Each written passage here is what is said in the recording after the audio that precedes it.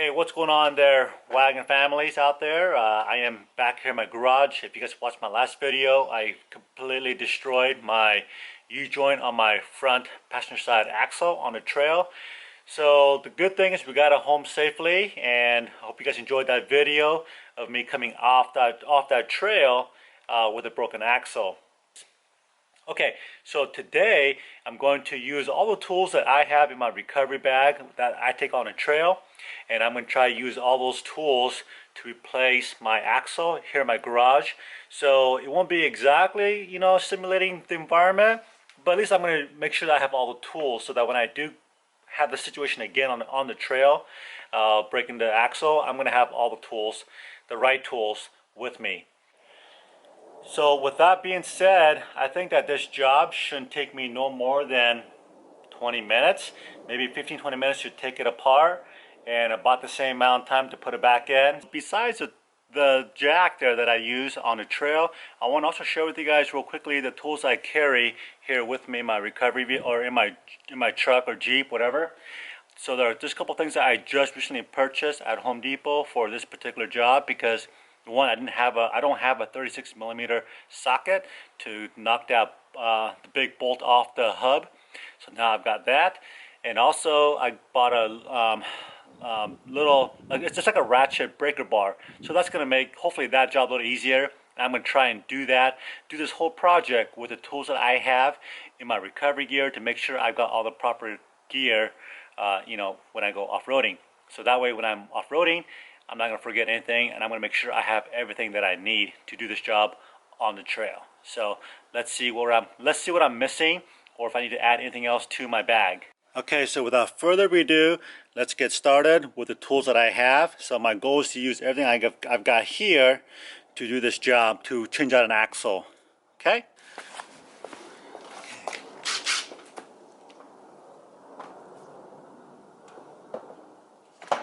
So we pull the lug nuts off at 19 millimeters.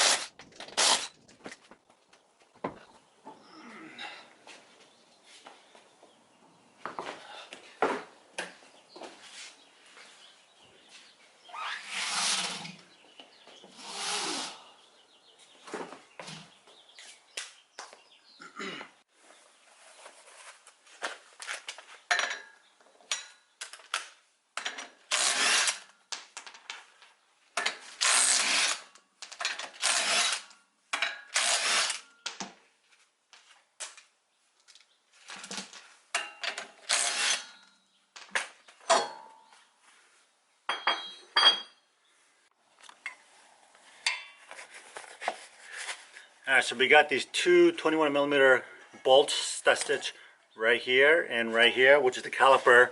We're going to yank this off and put it off to the side, and we're going to use my bungee cord here to get it out of the way.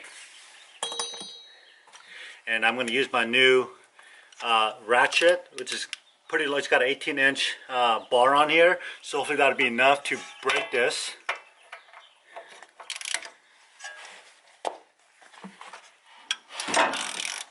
Oh, easy.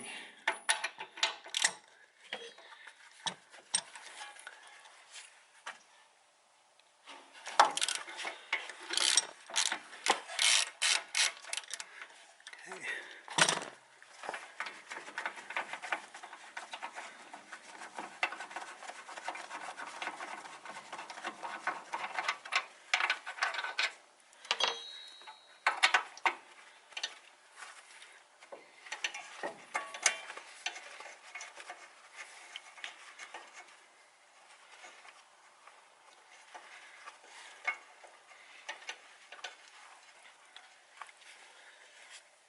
Actually, I think before I take this off, I'm going to knock this bolt off.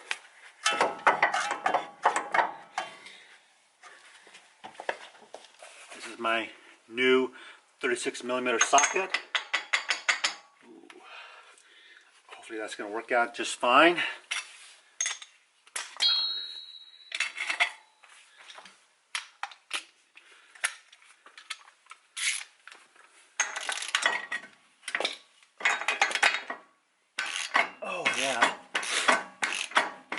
piece of cake.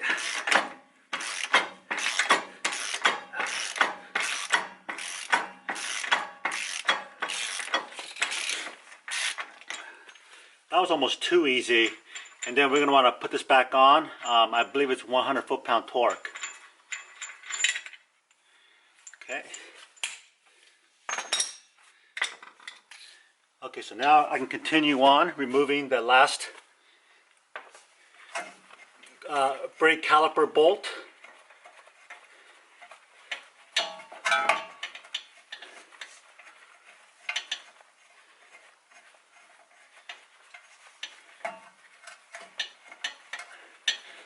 So again, I'm using everything that I have that I would normally use on the trail. This is really good exercise just to make sure, one, you have all the tools you need to do this job on a trail. And it's best to, do it in the garage, which is a controlled environment. And you get some, a little bit of practice at this as well. Okay. So to remove this should come right off. Right on my control arm. Works pretty good. Oh yeah, look at that. Okay, that just rests on my control arm. Now I gotta remove this. The next step here is to remove this ABS brake sensor. So I'm gonna follow this cable. And try and find the disconnect up here somewhere. Oh, I think I see it right behind. It's right behind the shock. So I'm gonna do that real quick. Okay, so this is really interesting. So this is my ABS brake sensor cable, and like I said, it sits right behind this shock. If you guys can see back there, there's a little tab. So that's what's holding that connector together. Okay, that little tab right there in the middle of my screen. So I think what I'm going to do is take my side cutters and just cut that, because there's just no way. I don't know how this thing's connected on the back side, the male and female port, how it's connected, and where the little release tab is. It's so crazy they put it like in the most precarious place behind that shock mount. So I'm going to cut that off. Hopefully it'll give me some more slack to pull it out and undo that connection.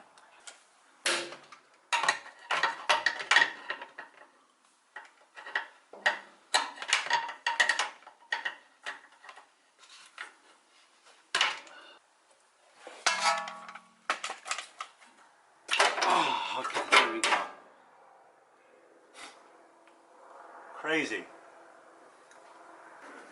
Okay, so now the ABS sensor, all that's disconnected. This rotor should just come right off. Okay. And now we got to take, let's see how many bolts there are. 1, 2, 3. So there are 3 bolts that's holding this hub together on the back side, and then this whole thing should come out.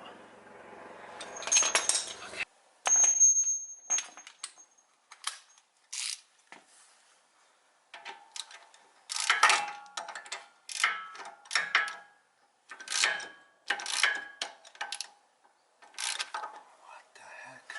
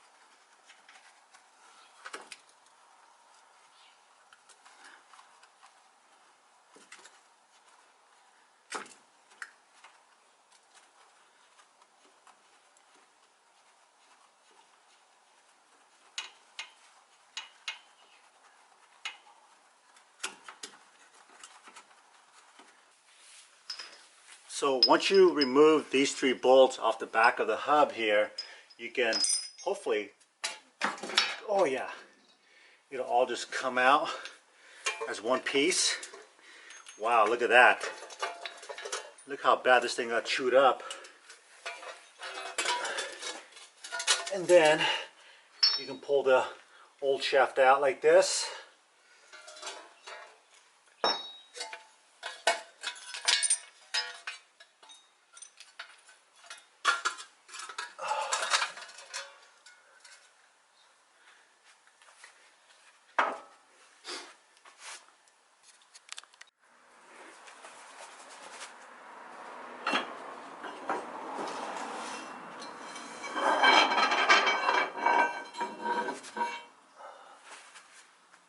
Okay.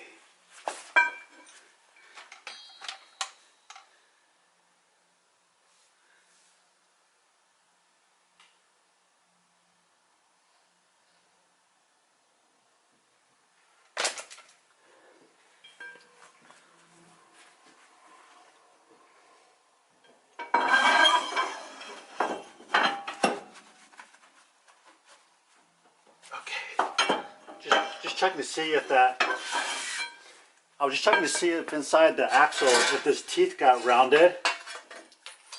But looks like everything looks good still.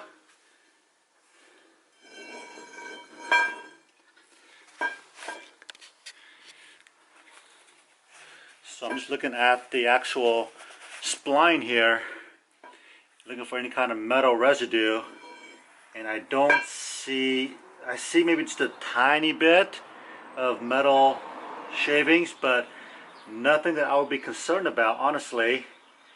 But I'm gonna wait. I'll come back and share with you guys, give you an update once I get my new axle that's coming in on Friday, 4 days from now. I want to compare the new one with the old one on the spline.